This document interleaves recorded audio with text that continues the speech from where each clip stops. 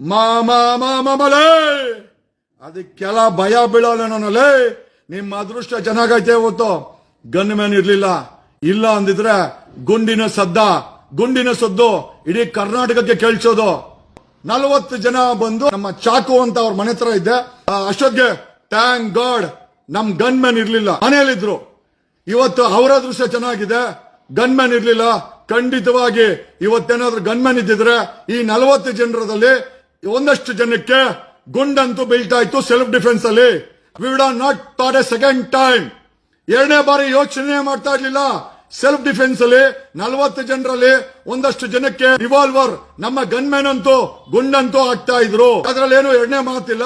ಅವರ ಅದೃಷ್ಟಕ್ಕೆ gun man ಇವತ್ತು ಬೆಳಗ್ಗೆ ನಾನು ಎಬ್ಬರಿಸಿರ್ಲಿಲ್ಲ ನಮ್ಮ ಗನ್ ಮ್ಯಾನ್ ಗಳಿಗೆ. ಹಂಗೆ ವಾಕಿಂಗ್ ಅಲ್ಲಿ ಹೋಗಿದ್ದೆ. This is what is happened.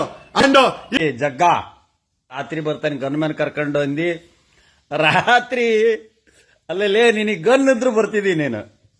ಆ ಬೋಸು ಡಿಕೆ ನಿನಗೆ ಗನ್ನ ಇಲ್ಲ. ಈಟ್ ಗನ್ ಇಟ್ಕೊಂಡ್ ಈಟ್ ಮಾತಾಡ್ತೀಯಲೆ. ಆಳ ಬರಕ್ ವಾಡ್ಲಿ ಮಡ್ಡ. ಆಳನ ದೊಡ್ಡದೈತೆ ಆರಡಿ ಆಳ. ಆದ್ರೆ ಒಣಗಿದ ಉತ್ತುತ್ತಿ ಹಣ್ಣು ಇಟ್ಕೊಂಡ್ ಎಷ್ಟು ಮಾತಾಡ್ತೀಯಲೆ ಬೋಸು ಡಿಕೆ.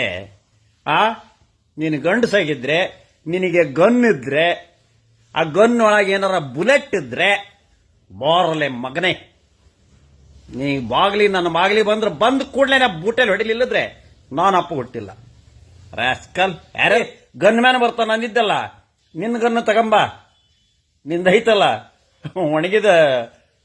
ಒಣಗಿದ್ದ ಉತ್ತುತ್ತಿ ಹಣ್ಣು ಅದು ತಗೊಂಡ್ ಬಾರಲೇ. ಡೇ ಗಂಡು ಗಲಿ ಉಕ್ಕಡಗಾತ್ರಿ ಬೆಂಕಿ ಚಂಡು ನನ್ನ ತಡವಿದ್ರಿ ನೀನ್ ಏನಕ್ಕೆ ಅಂತ ಗೊತ್ತಲ್ಲ.